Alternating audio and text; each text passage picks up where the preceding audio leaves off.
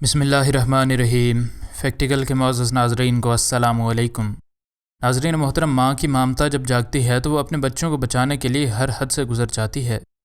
اپنے بچوں کو حفاظت سے رکھنے کی اس کوشش میں اگر ماں کی اپنی جان بھی چلی جائے تو وہ پرواہ نہیں کرتی۔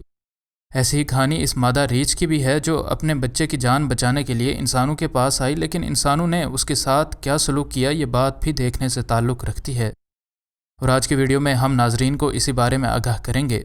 لیکن اس سے پہلے کہ ویڈیو کو مزید آگے بڑھایا جائے، اگر آپ فیکٹیکل کے نئے ناظرین میں سے ہیں تو ہمارے چینل کو سبسکرائب کر لیں۔ ناظرین محترم، جانوروں کی جب ایک جگہ خوراک ختم ہو جاتی ہے تو وہ اپنی خوراک کی ضروریات کو پورا کرنے کے لیے فوراً سے دوسری جگہ ہجرت کر جاتے ہیں۔ روس میں ریچھوں کی سب سے زیادہ آبادی ہے اور تقریباً 1,20,000 ریچھوں میں سے ریچھوں کی ایک یہ فیملی بھی آج ہجرت کے لیے مجبور تھی۔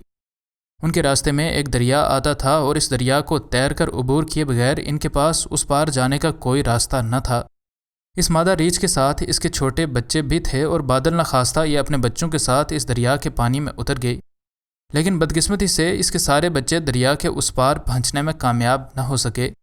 اس کا ایک بچہ مچھلی پکڑنے والے ایک جال میں پھنس گیا اور خود کو اس جال سے آزاد نہ کر سکا۔ اگرچہ وہ ابھی ڈوبا نہ تھا اور کنارے پر آ لگا تھا، لیکن اس ٹھنڈے پانی میں اس کی ٹھنڈ سے موت یقینی تھی۔ اس کی ماں بھی اس کو اس جال سے آزاد کروانے سے قاصر تھی۔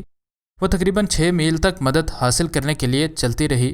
شاید اس بے زبان کو معلوم تھا کہ انسان ہی اپنی اس غلطی کو سدھار کر میرے بچے کی جان بچا سکتے ہیں۔ ماں اپنے بچے کو یوں اپنے سامنے مرتا ہوا نہیں دیکھ سکتی تھی، اس وجہ سے وہ کافی دیر تک مدد حاصل کرنے کے لیے چلتی رہی۔ اس دوران جنگل کے پاس ہی لگنے والے ایک گھر میں شکاری اپنے کتوں کو کھانا ڈال کر آرام کی غرض سے ابھی لیٹا ہی تھا کہ اس نے اپنے گھر کے باہر ایک ریچھ کے غرانے کی آواز سنی۔ وہ فوراً سے گھر سے باہر آیا اور اس نے اس ریچھ کو دیکھ لیا۔ یہ مادہ ریچھ گھر کے پاس ہی گھوم رہی تھی اور لگاتار آوازیں نکال رہی تھی۔ وہ تھوڑی دور جاتی اور پھر واپس آ جاتی اور اس دوران وہ کسی بھی طرح کے غصے کا اظہار کیے بغیر چلتی رہتی۔ اس ماہر شکاری کے لیے اس ریچھ کا یہ برتاؤ سمجھنا مشکل نہیں تھا، لیکن وہ کوئی رسک نہیں لے سکتا تھا۔ اس نے کمرے کے اندر سے اپنی بندوق اٹھائی اور باہر آ گیا۔ باہر آ کر اس نے ہوا میں 2 فائر کیے اور اس دوران اس کے کتے بھی اس ریچھ کو بھگانے کے لیے پوری طاقت سے بھونک رہے تھے، لیکن اس ریچھ کو کوئی اثر نہیں ہو رہا تھا۔ اس شکاری کو غصہ آیا اور یہ اس ریچھ کے پیچھے لگ گیا۔ یہ ریچھ بھاگتی بھاگتی جنگل میں داخل ہو گئی۔ یہ شکاری اپنے ہاتھ میں اپنی بندوق اٹھائے اپنے کتوں کے ساتھ اس ریچھ کے تعاقب میں تھا۔ گھنے جنگل میں آ کر اب وہ بھی احتیاط سے آگے بڑھ رہے تھے کہ کہیں کوئی اور ریچھ ہماری گھات میں چھپا نہ ہو۔ اب انہیں دریا کے پانی کی آوازیں بھی آ رہی تھیں۔ دریا کے کنارے پر انہیں ایک چھوٹا سا ریچھ کا بچہ مچھلی پکڑنے والے جال میں پھنسا ہاتھ پاؤں مارتا نظر آ گیا۔ اس شخص کو اس ریچھ کے بچے کو دیکھ کر یہ سمجھنے میں دیر نہ لگی کہ مجھے ہی اس کی جان بچانے کے لیے کچھ کرنا ہوگا۔ ادھر یہ مادہ ریچھ بھی لگاتار غرا رہی تھی، جس کا مطلب یہ بھی ہو سکتا تھا کہ یہ مدد کے لیے بلا رہی ہے، یا پھر یہ اپنے بچے سے دور رہنے کا کہہ رہی ہے۔ اس شخص کو اندازہ تھا کہ ہو سکتا ہے یہ سمجھے کہ میں اس کے بچے پر حملہ کر رہا ہوں اور یہ اپنے بچے کو بچانے کے لیے مجھے مارنے کی کوشش کرے، لیکن اسے یہ بھی پتا تھا کہ اگر میں نے کچھ نہ کیا تو یہ بچہ یقیناً مر جائے گا۔